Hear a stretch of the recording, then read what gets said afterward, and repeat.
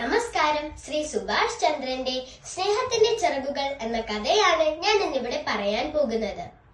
അപ്പുക്കുട്ടനൊരു സ്വപ്നമുണ്ട്. എന്തെന്നോ, ഒന്ന് പറക്കണം. ചിറകുകൾ വീശി വീശി നെൽപ്പാടങ്ങൾക്കു മേലെയും കടൽ തീരങ്ങൾക്കു മുകളിലൂടെയും ഒക്കെ അങ്ങനെ സ്റ്റൈലായിട്ട് പറക്കണം.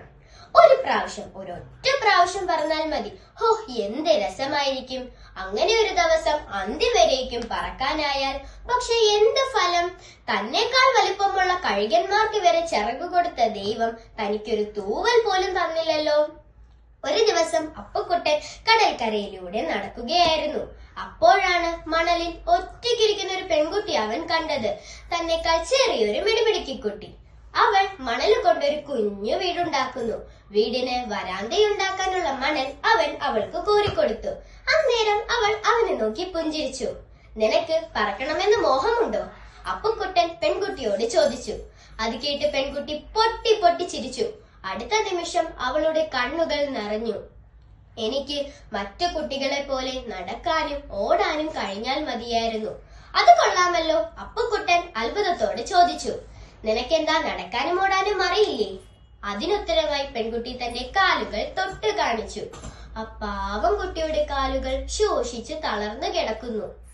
അന്നേരം അവളുടെ അച്ഛൻ 2 കൂട് കടലയുമായി അങ്ങോട്ടെത്തി. മകളുടെ അരികിൽ സ്നേഹത്തോടെ സംസാരിച്ചു നിൽക്കുന്ന അപ്പുക്കുട്ടന് കടല കൊടുത്തിട്ട് അദ്ദേഹം മകളെ വാരിയെടുത്തു. നിന്റെ പുതിയ കൂട്ടുകാരുടെ അടുത്ത് യാത്ര പറയുമോളെ, അദ്ദേഹം പറഞ്ഞു. തനിയെ നടക്കാൻ കഴിയാത്ത, തനിയെ ഓടാൻ കഴിയാത്ത ആ പാവം പെൺകുട്ടിയുടെ മുൻപിൽ നിൽക്കുമ്പോൾ അപ്പുക്കുട്ടൻ വിചാരിച്ചു, തനിയെ പറക്കാൻ കഴിയാത്തതിന് ദൈവത്തെ കുറ്റപ്പെടുത്താൻ താൻ എത്ര മണ്ടൻ. അപ്പോഴാണ് അപ്പുക്കുട്ടൻ ഒരു കാര്യം തലയിൽ മിന്നിയത്. അവൻ അവളുടെ അച്ഛന്റെ അടുത്ത് ചോദിച്ചു. മാമ, ഇവൾക്ക് നടക്കാനും ഓടാനുമുള്ള കഴിവ് കൊടുക്കാൻ എനിക്ക് കഴിയില്ല. പക്ഷെ മാമന്റെ മകൾക്ക് പറക്കാനുള്ള കഴിവ് കൊടുക്കാൻ എനിക്ക് കഴിയും. എന്റെ പുറത്ത് ഞാൻ ഇവളെ കുറച്ചു നേരം കൊട്ടാമ്പരത്തൊന്ന് കളിപ്പിച്ചോട്ടെ. അദ്ദേഹം സന്തോഷത്തോടെ അവന്റെ മുതുകത്ത് അവളെ ഇരുത്തിക്കൊടുത്തു. അപ്പുക്കുട്ടൻ പെൺകുട്ടിയെ കൊണ്ട് കടൽക്കരയിലൂടെ ഓടാൻ തുടങ്ങി. അപ്പുക്കുട്ടൻ സന്തോഷം കൊണ്ട് മതിമറന്നു. കടൽ കാറ്റിൽ പറക്കുന്ന മുടിയിഴകളോടെ പെൺകുട്ടി അച്ഛനെ വിളിച്ച് ഉറക്കെ പറഞ്ഞു. നോക്കു വച്ചാ, ഞാനിതാ പറക്കുന്നു. അപ്പോഴാണ് അപ്പുക്കുട്ടന് ഒരു കാര്യം മനസ്സിലായത്. നമുക്ക് കഴിയാതെ പോയ സൗഭാഗ്യങ്ങളെ ഓർത്ത് ദൈവത്തെ പഴി പറയുന്നത് ഒട്ടും ശരിയല്ല.